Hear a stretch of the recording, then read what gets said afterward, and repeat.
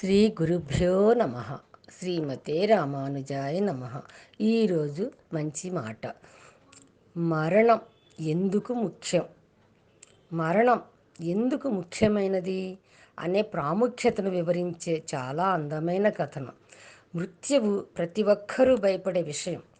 పుట్టుక మరియు మరణం సృష్టి యొక్క నియమాలు మరియు విశ్వం యొక్క సమతుల్యతకు ఇది చాలా అవసరం. లేకపోతే మానవులు ఒకరిపై ఒకరు ఆధిపత్యం చెలాయిస్తారు. ఎలా? ఈ కథ చదవండి. ఒకసారి ఒక రాజు తన రాజ్యం వెలుపల ఒక చెట్టు క్రింద కూర్చున్న సన్యాసి వద్దకు వెళ్ళాడు. ఓ స్వామి, నేను అమరత్వం పొందగలిగే మూలికా ఔషధం ఏదైనా ఉంటే దయచేసి నాకు తెలియచేయండి.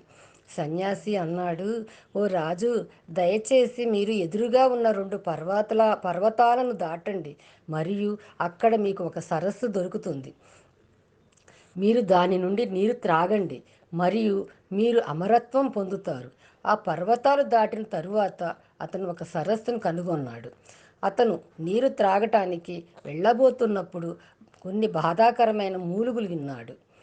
అతను నీరు తాగకుండానే ఆ గొంతును అనుసరించాడు. చాలా బలహీనమైన వ్యక్తి పడుకుని నొప్పితో ఉన్నాడు. రాజు కారణం అడగగా, నేను సరస్సులోని నీటిని త్రాగాను మరియు అమరుడయ్యాను.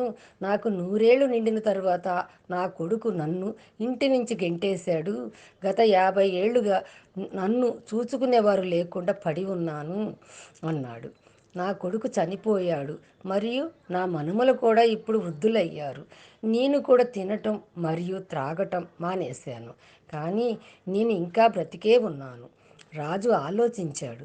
అమరత్వం మరియు వృద్ధాప్యం యొక్క ప్రయోజనం ఏమిటి?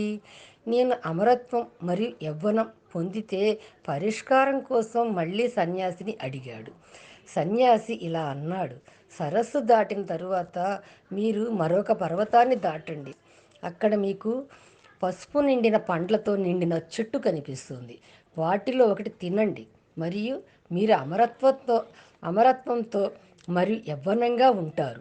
రాజు చెప్పినట్లే చేశాడు.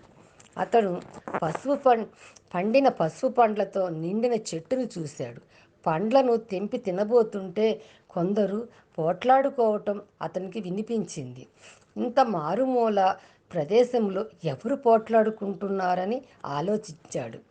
నలుగురు యువకులు గొంతెత్తి వాదించుకోవటం చూశాడు. అలా మారుమూలలో పోట్లాడుకోవటానికి కారణం ఏమిటని రాజు అడిగాడు.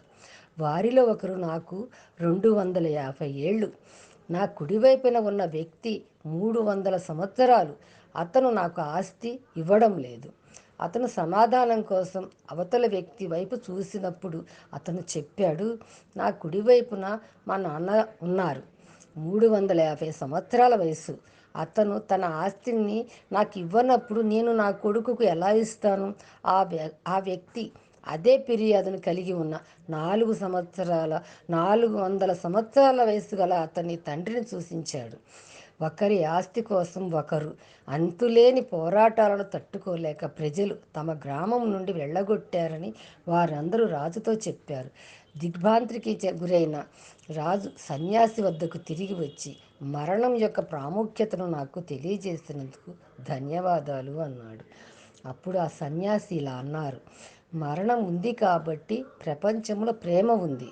మరణాన్ని నివారించే బదులు మీ ప్రతిరోజు, ప్రతి క్షణం, ప్రతి సెకను జీవించండి. జీవితాన్ని పరిపూర్ణంగా బ్రతకాలి. మిమ్మల్ని మీరు మార్చుకోండి, అప్పుడు ప్రపంచం మారుతుంది. మీరు స్నానం చేసేటప్పుడు భగవంతుని నామాన్ని జపిస్తే అది తీర్థ స్నానం, పవిత్ర స్నానంలాగా ఉంటుంది. ఆహారం తినేటప్పుడు జపం చేస్తే ప్రసాదం అవుతుంది. నడిచేటప్పుడు జపించండి, అది తీర్థయాత్రలాగా ఉంటుంది. ఆహారం వండేటప్పుడు జపం చేస్తే మహాప్రసాదం అవుతుంది.